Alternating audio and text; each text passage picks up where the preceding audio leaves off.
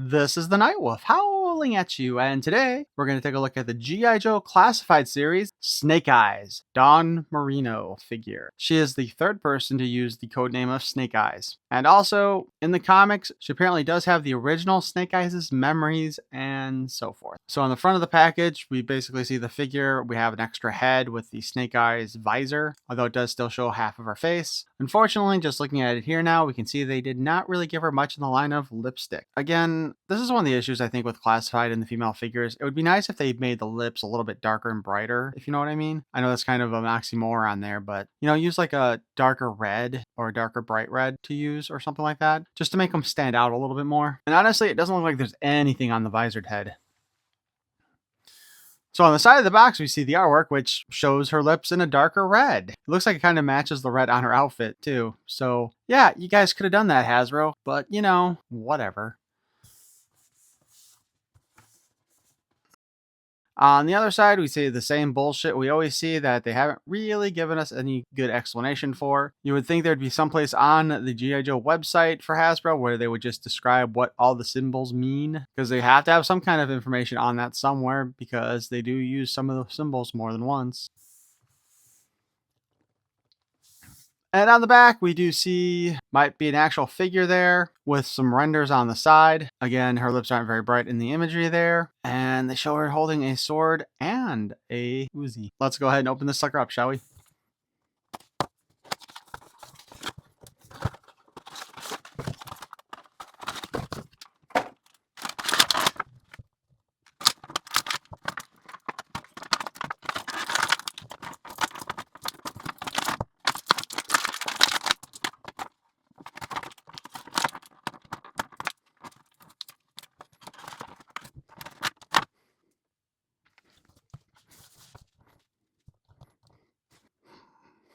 So first up, we have her right out of the box with her belt up at her waist instead of on her hips. So we will push that down onto the diaper area.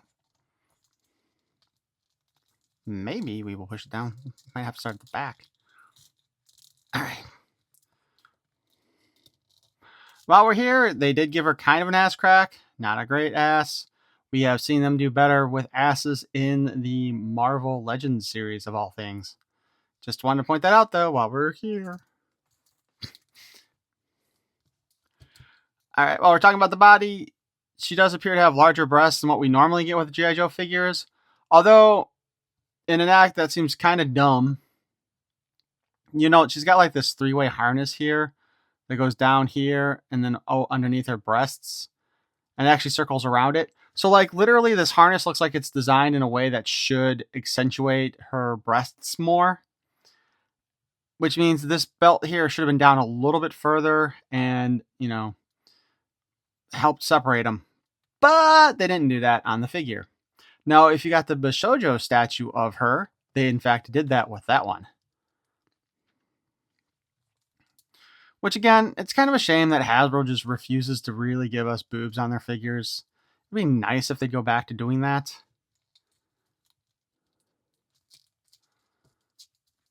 But aside from that, we do see she's got like the Arashikage type of symbols on her harness there. It's also on the back of her sheath for her swords, which double sheath, side by side, kind of.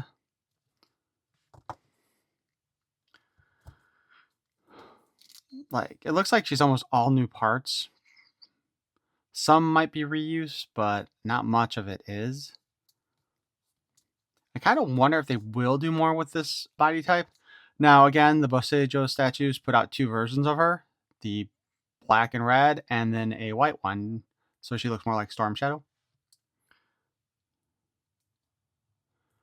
The head sculpt looks pretty good. There's a scar going that way. And it appears that it is supposed to be there. I believe there's a little bit of coloring in it, but it's kind of hard to tell. And I'm not going to lie, I have read one of the stories with her in it, but I didn't catch it at the beginning, so I had no idea what was going on. So I don't really know much about this character other than what's in file card information, which when we get to it, Hasbro did put out on Instagram a file card for her, and I do have that. I did create my own version like I usually do, but I'll show you the one that they have, and then obviously we will go over the other one. But the Bushido statue also comes with one, and it's different than the one Hasbro has already. So we'll actually go over both of those later on. I'm not sure why, like, they pinned all of her hair up back here. Like, I guess maybe that's how she does that in the comics. But her visored head here, her helmeted head, however you want to put it, kind of reminds me of RoboCop, actually. She's got long flowing hair, which, since this is like her fighting look, you would have expected her to have less hair showing in the back than, you know, let's say her civilian look. Unfortunately, at least on this copy of the head, the hair is not quite placed right, so you can kind of see where the sideburn area here doesn't match up with the hair, so it's just kind of floating there and nothing. Kind of same on the other side too. But yeah, they actually did a good job creating all the details and stuff on this figure, although the thigh harness sucks balls. But let's go ahead and take a look at the articulation here. Head is on a ball joint and spins around. Can calculate left and right, up and down. The neck also has a ball joint there, so it can do those same movements. And of course, it can get really out of whack, you know, while you're moving it around. She has butterfly joints that are hidden by her body here. As you can see, they are in the black plastic there, so we get a little bit that way. We can lift the arm up, down, and spin it around. We do have a bicep cut. We have the nice double joint in the elbow here. Hand spins in 360. Up and down articulation on the right hand. It appears she has up and down articulation on the left hand also. We do have a boob cut, obviously. We can spin all around on there and wobble it back and around because there's a ball joint underneath there somewhere. The hips also have a ball joint, so we can spin around, rotate it, and of course the belt slips out of position. I'm honestly surprised that they didn't make the belt part of the diaper here. I don't know why they didn't do that, because they have done that on a few other figures recently. Which again makes me wonder if they got some other use for parts of her body here with other figures. We have drop down hips. We can kick forward that far and back only about that far. And we can do a nice high kick. Bring her legs back together, and we have the thigh cut. Apparently stuff like this is the reason why McFarlane doesn't like to do the thigh cuts, is because, you know, once you start turning that, it moves that off, but it is a big thing for posing, so I think they really need to put it back in. We got a double joint at the knee, as per usual with G.I. Joe. It is interesting, though, that, you know, down here at this section, we have this same color pattern going on here, but without the color. So I kind of wonder if that was meant originally to be colored in. I've barely read any of the comics with her in it, so I don't know. The leg does spin at a 360 at the boot. We have the hinge at the foot. And there is a bit of spin in there. The way the shins here are designed, the shin guards, it does somewhat interfere with that movement, however.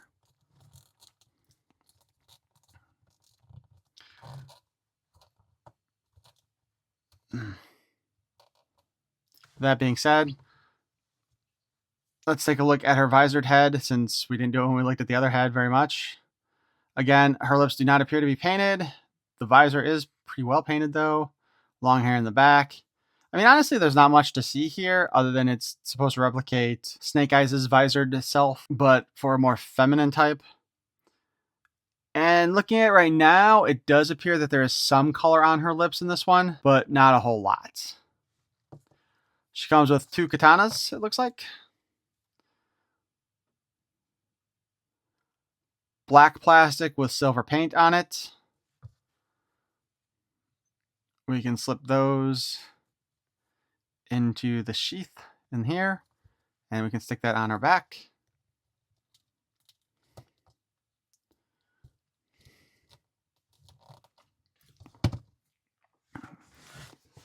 I'm going to bring out the little disc stands I have this time.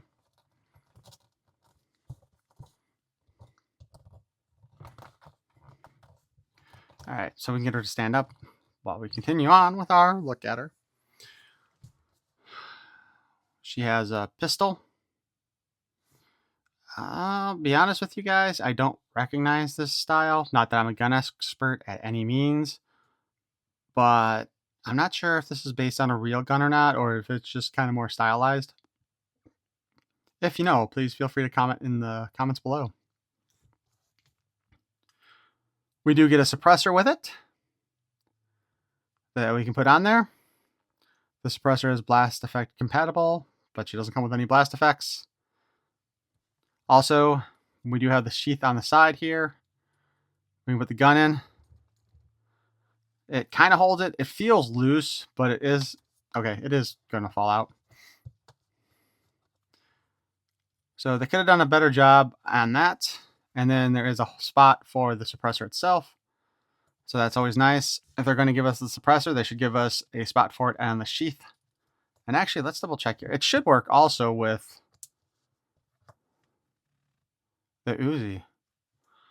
Yeah, so we can also use the suppressor on the Uzi if we want, which, again, fairly standard design. It's come with like almost every version of Snakeeyes, some version of this kind of gun. So there's that. That being said, let's take a quick look at her with her helmet switched.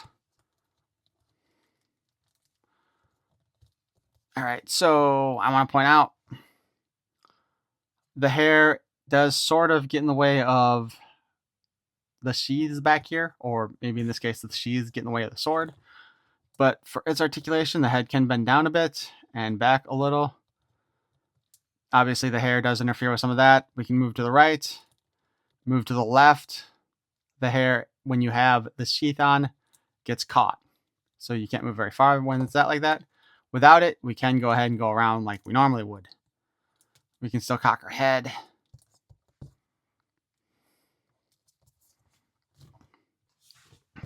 Now, real quick, I'm going to pop up the file card that was released on the Hasbro Instagram account. It's in their stories when they put these up here. However, in this case, I did snag it off of Reddit because somebody else got it and posted it. I've been sitting there watching Hasbro's Instagram, like literally just have a tab opened up on my computer so I can go through and snag the file cards as they come out, because they have redesigned the file cards also since then. But we have Snakeeyes 3, file name, Moreno, Dawn, primary military specialty, covert operations, ninjutsu, secondary specialty, infantry, birthplace, Springfield, USA. Remember, folks, Springfield is the capital of Illinois, and Illinois seems to be one of the most corrupt states in the country, so it really makes sense that the Springfield that Cobra controls is in fact in Illinois, and that all the politicians in Illinois are in Cobra's pocket. Just throwing that one out there, guys. Springfield High School student Dawn Moreno caught the attention of Cobra Commander after successfully beating the entire lacrosse team by herself. Kind of want to see that. I hope that's in the comics, because I'm gonna have to look that up. Quickly proving herself invaluable, he made her his apprentice. Under the tutelage of the Baroness, Dawn was strapped into the brainwave scanner and mistakenly implanted with the stored memories of Snakeeyes. Now, I gotta know how they got Snakeeyes' memories in the machine in the first place, but that's a whole nother story, right? A highly conditioned and athletic teenager now possessed the knowledge of an Arashikage ninja and seasoned combat veteran. Yeah, but that doesn't mean she has all the muscle memory for it. Confused by the flurry of new memories, she thought the legendary Onihashi sword, Morning Light, in New York, and ultimately found guidance from Storm Shadow and his aunt Obaki Obasan, who completed her ninja training in Tokyo. Eventually, she learned to achieve peace between her own psyche and that of Snakeeyes, embracing her new calling as a member of the Joe team. Rescued as a teen from the bleak life in Cobra, honed into a ninja master, inherited Snakeeyes' memories via brainwave scanner, stealthy, speedy, deadly. You'd better believe Dawn's a Joe. Now, as I was saying, the Bushojo statue that they made for her also came with a file card. In this case, they refer to her also as Snakeeyes 2, even though she's still supposed to be the third one to take it on. But her file card from them is Commando, codename Snakeeyes 2, file name Moreno Dawn, primary military specialty infantry, secondary military specialty hand-to-hand combat instructor, place of birth Springfield, Illinois, grade E5. While opposing forces, both good and evil, battle to control the young ninja Dawn Moreau, she fights her own personal war within her fragile mind, one that will forever change the pages of G.I. Joe, a real American hero forever. It's the dawning of a new age where old meets new and her bloody past collides with an even bloodier present, and an all-new Snakeeyes rises from the ashes. Qualified expert, all NATO and Warsaw Pact small arms, black belt in 12 different fighting systems, and highly skilled in the use of edged weapons. The girl is a total mystery, but she's real good at her job. Heck, she's the best. There you go. There's an official file card for her that actually states Springfield, Illinois on it. So overall, our figure of Dawn Moreno here looks really good, honestly. I mean, it would have been nice if they'd done a little bit more realistic shaping with the breasts, considering the way the harness is designed. And again, it's just more of those problems that, for whatever reason, the Hasbro team has with the female form, as always. But aside from that issue with the harness, though, again, the figure looks really good, honestly. I do have to wonder, as I mentioned before, if that spot around the knee is also supposed to be red, like the other kind of padded looking areas. At least that's what that always reminds me of, that detail, like it's padding. And obviously I've got two figures, so both of the heads do have that scar on it, so I'm assuming that's supposed to be there. I do wonder why they didn't go ahead and give both of them long hair, but I guess maybe that has something to do with how she looks in the comics all the time. Again, I've only read a few issues. It was a specific storyline, and it obviously didn't have the part where she got Snake Eyes' memories in it, and I don't know how Snake Eyes' memory got in the machine in the first place to give to her. So there's that, right? But otherwise, if you want to add this figure to your collection, I would definitely say go for it. She looks good. It is nice to see that we are expanding the number of women in G.I. Joe, because even as a kid, I really liked the female figures a lot, and I wish they had made more back then. I guess I might be the exception to the rule. One thing to note, though, when you are pulling her out of the packaging, you'll want to be careful with the swords, because that silver paint, if you haven't removed the tape from it and you just kind of yank it out, it can get stuck to the tape. That happened on my second figure. There's a spot on the sword, you really can't see it with the way it's moving here, that is missing paint. Actually, there's two spots now that I look at it, because I just noticed one on the actual sword as it is right now. But I do like this figure, and I'm going to be glad to have her sitting up there with the rest of my Joes. And I think I might actually use that spare head on one of the Crimson Guard female characters, just to give a little personality to him. I think that'd be kind of fun, and I think it'll look good on her. But those are my thoughts on this figure. Why don't you let me know what you think about this? And if I got part of that story wrong, I mean, mostly it's me reading from the official file card, so, you know, somebody could have gotten that wrong too, but my understanding of the story was in there. If there's some more information you'd like to add to this, please feel free to add it in the comments below, and I might even pin the comment if it's got details in there that seem important. But if you enjoyed this look at our Snake Eyes version 3 Dawn Moreno, please feel free to slice that like button, and if you want to hear more of my nonsense in the future, you can subscribe. Perhaps you might even want to go ahead and take a couple shots at that notification bell. I thank you for watching. Peace and love.